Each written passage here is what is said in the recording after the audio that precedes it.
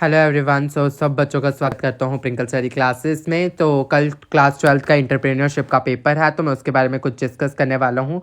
मैं लेकर आया हूँ JKUT 2023 का सेट Z, जिससे आपका एक एग्ज़ाम प्रिपरेशन और पैटर्न का प्रिपरेशन हो सकता है, किस तरह से पैटर्न में आपको पेपर आएगा।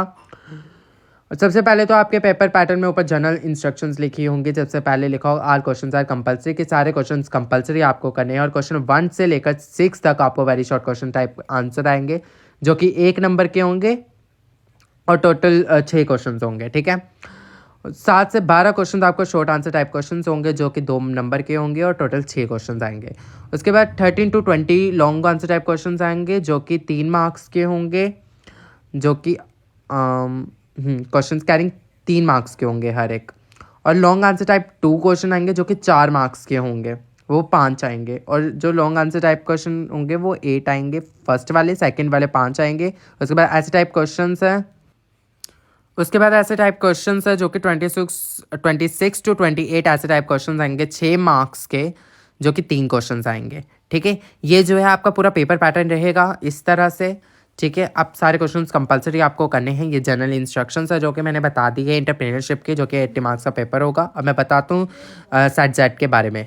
सबसे पहले तो जैसे मैंने बोला कि very short answer type questions आएंगे 1 नंबर के, जैसे कि first question, give the meaning of entrepreneurial opportunity. Second, list any 2 tools helpful in environmental scanning. Third, what is business planning. Fourth, define sales promotion. Fifth, what is human resource management. Six, define franchising. उसके बाद short answer type question आएंगे 2 number के। 7th, what purpose does environmental scanning serve.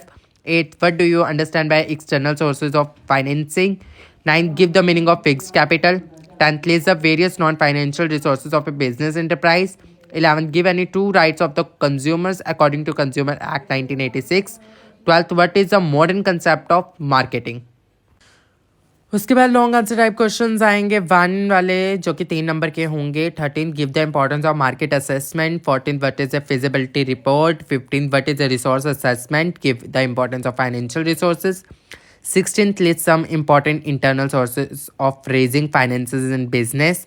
17th, give the importance of non financial resources in business enterprises. 18, define promotion mix. 19, name the various marketing channels of distribution. 20, distinguish between merger and acquisition. उसके बाद long answer type 2 question आएंगे, जो कि 4 number के होंगे। 21, describe the various steps in setting up of an enterprise. 22, what is resource mobilization, why is it important. 23, explain the various contents of a project report. 24, what is marketing mix, describe its elements. 25, what is pricing, discuss any 2 pricing strategies.